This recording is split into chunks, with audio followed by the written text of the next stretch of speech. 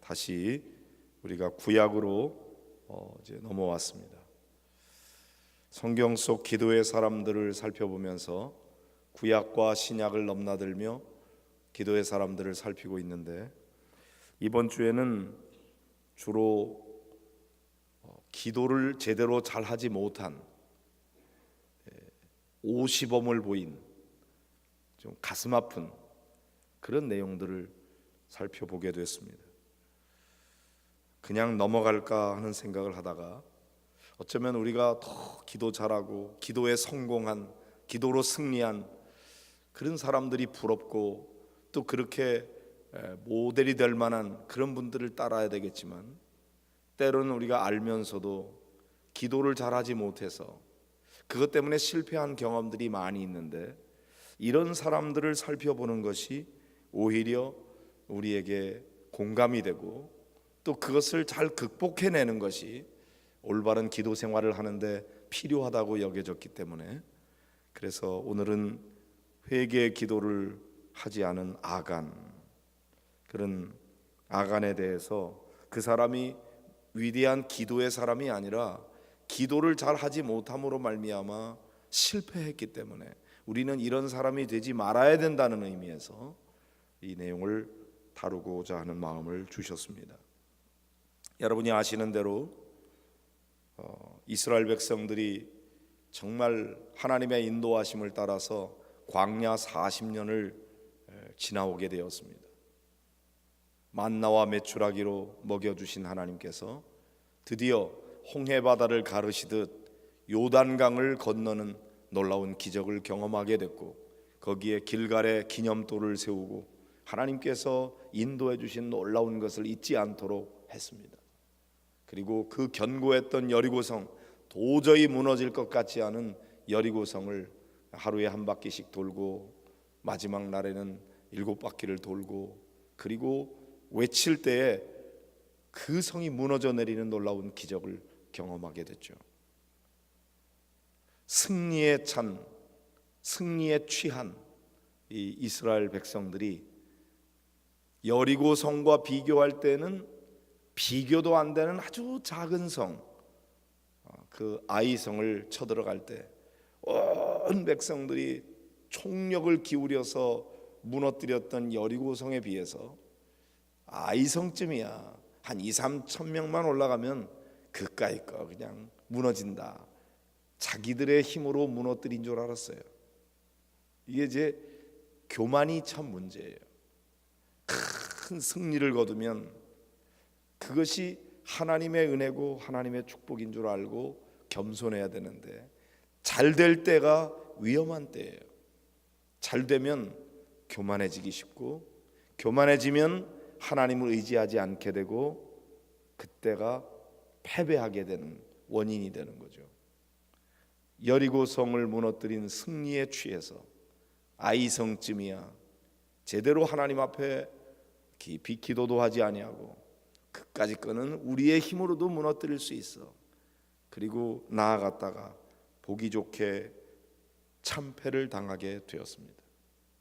원인이 무엇인가? 하나님 앞에 나아가 엎드릴 때 하나님께서 아간의 죄를 말씀하시는 거죠. 하나님께서는 이 여리고성에 점령할 때 거기에 있는 어떤 물건도 취하지 않도록 그렇게 말씀하셨는데, 이 아간이 욕심이 났어요. 그가 평범한 병사가 아니고 장군인데, 그가 아름다운 시날산의 외투 한 벌과 은 200세겔과 그 다음에 50세겔 무게가 나가는 금덩이 한 개, 이것을 탐내어서 하나님의 말씀에 순종하지 아니하고 그것을 몰래 감추어 둔 것이죠. 아무도 모르는 줄 알았는데 하나님께서 알고 계셨습니다. 그 죄 때문에 이스라엘 백성들 전체가 아이성을 무너뜨리지 못하고 패배하는 원인이 됐던 거죠. 참, 이 전쟁이 군사력에 있는 것이 아니라 그들의 죄로 인해서 전쟁에 패배하는 결과가 온다는 거예요. 우리가 그 르비딤에서 아말렉과 싸울 때에도 전쟁의 승패는 여호수아의 군사력에 있는 것이 아니었어요. 모세가 손을 올리면 이스라엘이 이기고, 모세의 기도의 손이 내려오면 아말렉이 이기는, 그래서 실제로 나가서 싸우는 최전방은 여호수아의 군대에 있었는데, 실질적인 면에서, 영적인 면에서 최전방은 후방에서 기도하는 그 기도의 언덕, 거기에 있었다고요. 기도할 때 승리하고 기도를 쉬게 될 때 패배하게 됐던 거죠. 아이성에 나가서 싸울 때도 마찬가지였어요. 그들의 군사력에 문제가 있는 게 아니고 그들 안에 내부에 있는 죄가 문제였어요. 이것은 대단히 중요한 영적인 원리를 우리에게 가르쳐 줍니다. 우리가 살아가는 삶 속에서도 내가 열심히 일하고 성실하게 일하면 다 잘 돼야 되는데, 내 성실성에 문제가 있는 것이 아니라 하나님과 나와의 숨겨져 있는 어떤 죄가 문제가 되면 그것이 나의 경제의 문제도 생기고, 육신의 질병의 문제도 생기고, 인간관계의 문제도 생기고, 그렇게 되는 거예요. 우리는 그냥 내가 열심히 살면 잘 될 줄 알지만, 여러분, 모든 직장의 문제, 사업의 문제, 인간관계의 문제, 모든 자녀들의 문제, 그런 문제의 가장 그 깊은 원인이 어디에 있는가? 하나님과의 관계의 문제가 있는 경우가 많이 있어요. 영적인 문제죠. 이스라엘 백성들이 아이성에 가서 패배한 이유는 그들의 군사력이 문제가 있는 게 아니고, 그들의 무슨 전략이 문제가 있는 게 아니고, 오히려 아간의 죄의 문제가 있었다는 거죠. 오늘도 여러분의 삶 가운데서 얽혀 있는 많은 삶의 문제들, 모든 것이 다 그런 것만 있는 것은 아니지만, 다양하게 우리가 종합적으로 평가하고 판단해야 되겠지만, 많은 경우에 있어서 하나님과 나 사이의 관계의 문제가 우리들의 삶에 드러나는 문제로 그렇게 나타날 수 있다는 것을 기억해야 됩니다. 죄가 우리의 삶의 건강의 문제, 인간관계의 문제, 어떤 재정의 문제, 그런 것들의 원인일 수 있다는 거죠. 이 문제를 해결해야 그런 드러나는 다른 문제를 해결할 수 있는 것입니다. 이스라엘이 딱 그랬어요. 아간이 몰래 숨겨둔 그 죄 때문에 이스라엘 백성들이 아이성에 가서 패배하게 된 것이죠. 자, 하나님께서 그들의 죄에 대한 것을 말씀하실 때 이제 누구 때문에 그런지 제비 뽑기를 하게 되었어요. 이스라엘을 지파대로 가까이 나오게 하고 제비를 뽑았는데 유다 지파가 뽑혔습니다. 그 다음에 유다 족속을 가까이 나오게 해서 제비를 뽑았더니 세라 족속이 뽑혔어요. 세라 족속을 가까이 나오게 했습니다. 그래서 제비를 뽑았더니 삽디가 뽑혔어요. 삽디 가족 각 남자를 나오게 했습니다. 그때에 마지막으로 아간이 뽑혔어요. 여러분, 왜 처음부터 아간이라고 하는 개인이 딱 뽑히게 하지 아니하고 이렇게 이스라엘 족속 중에서 지파 중에 하나가 뽑히고 족속 중에 하나가 뽑히고 이렇게 단계 그 좁혀오게 되었을까? 성경의 그 자체를 딱 설명하고 있지 않기 때문에 그렇다고 단정하기는 어렵지만, 혹시나 하나님께서는 이런 제비 뽑는 과정을 통해서 점점 아간에게로 좁혀 들어올 때 아간이 잘못됐다고 스스로 자백하며 회개하는 기회를 주고 있지 않았을까? 그런데 마지막 아간이 뽑히는 그 순간까지 아간은 회개하지 않았습니다. 내가 잘못했습니다. 내 죄 때문에 이렇게 됐습니다. 얼마든지 기회가 있었는데 회개의 기회를 놓쳐버린 거죠. 마지막 아간이 뽑히게 된 그 순간 여호수아가 아간에게 묻습니다. 내 아들아, 청하노니 이스라엘의 하나님 여호와께 영광을 돌려 그 앞에서 자복하고 내가 행한 일을 내게 알게 하라. 그 일을 내게 숨기지 말라. 그럴 때 참으로 나는 이스라엘 하나님 여호와께 범죄하여 이러이러하게 행하였나이다. 그리고 자기가 노력한 물건들이 무엇인지, 그거 어디에 있는지 그것을 그제야 토로하게 됩니다. 때는 늦었습니다. 다 들통이 나고 난 다음에, 그 다음에 그것을 드러내는 일은 그건 회개가 아니었어요. 결국 아간이 말한 대로 가보니까 그 물건들이 거기에 숨겨져 있었습니다. 여호수아가 이스라엘 모든 사람과 더불어서 이 아간을 잡습니다. 그리고 그가 숨겨두었던 그 은과 외투와 그 금덩이, 그것만 버린 게 아니었어요. 아간만 때려잡은 게 아니었어요.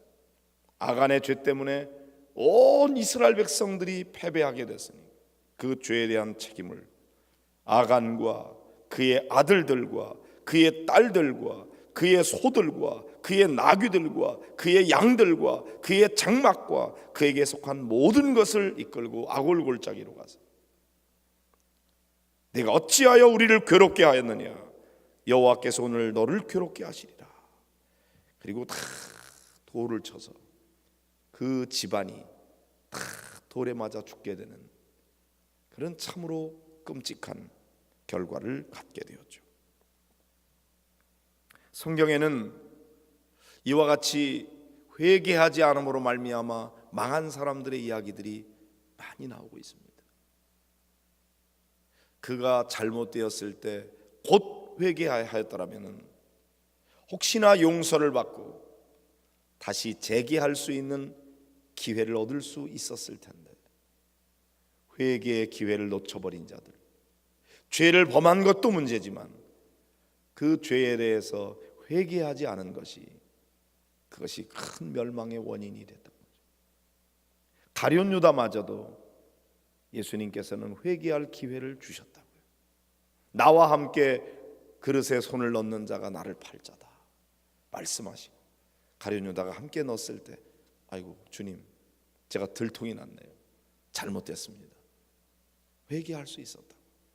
예수님께서 수건을 두르고 제자들의 발을 씻겨 주실 때, 그때 얼마든지 가룟 유다는 회개할 수 있는 기회가 있었어요. 그가 은 30냥에 예수님을 팔아버리고 난 다음에 자기 죄를 깨달았을 때, 그때 목매어 죽을 것이 아니라 그때 회개했어야 했어요. 그러나 그는 회개하지 않았습니다. 사람들이 죄를 범하고 난 다음에 회개하는 것이 그렇게 쉽지가 않아요.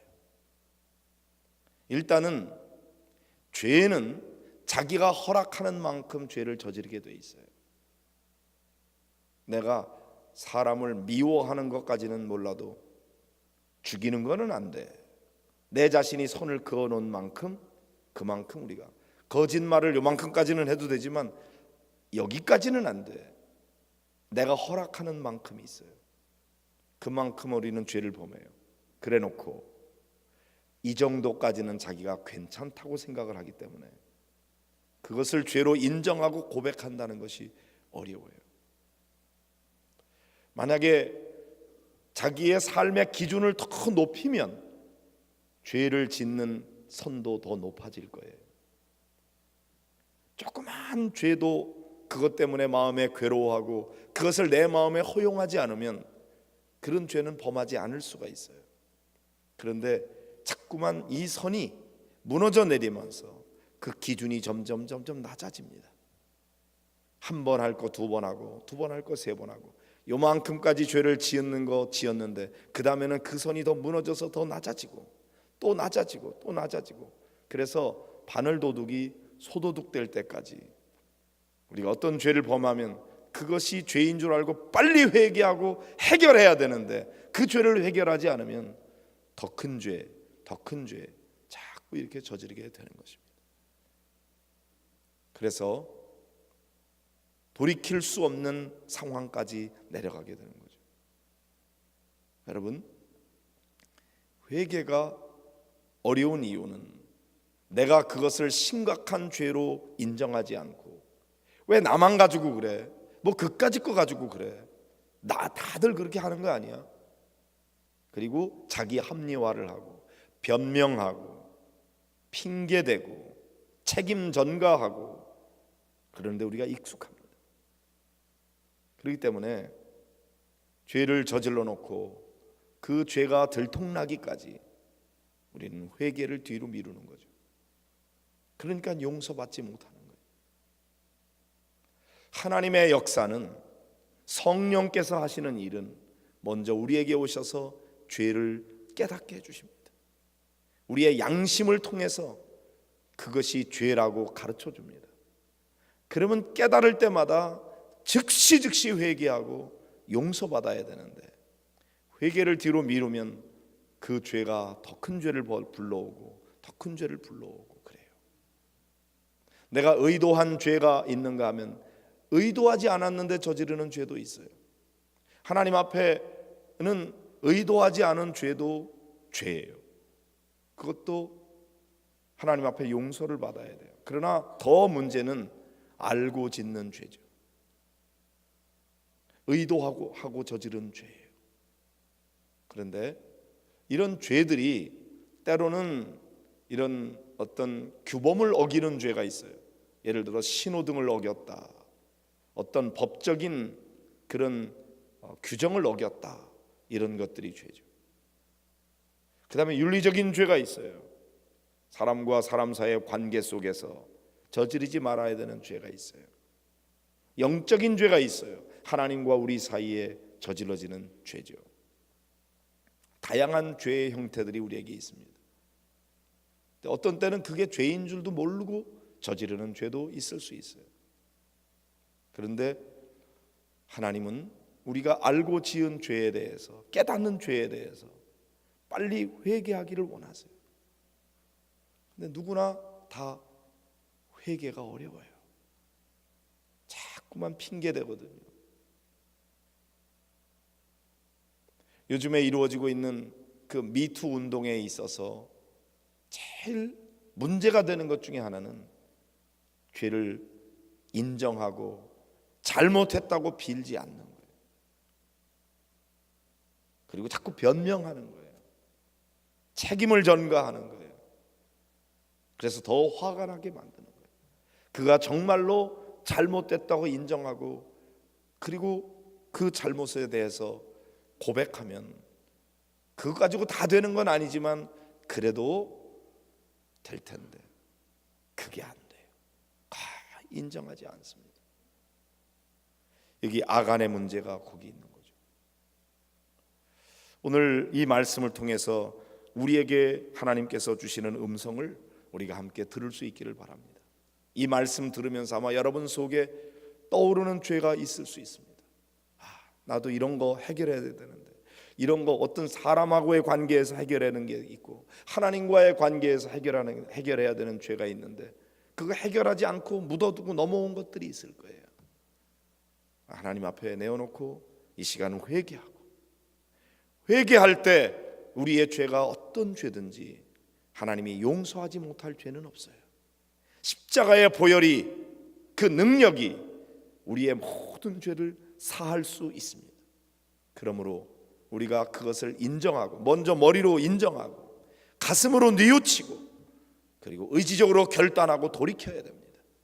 그것이 전인격적인 회개죠. 이 시간 우리가 함께 기도할 것은, 하나님, 죄를 깨닫게 해주십시오.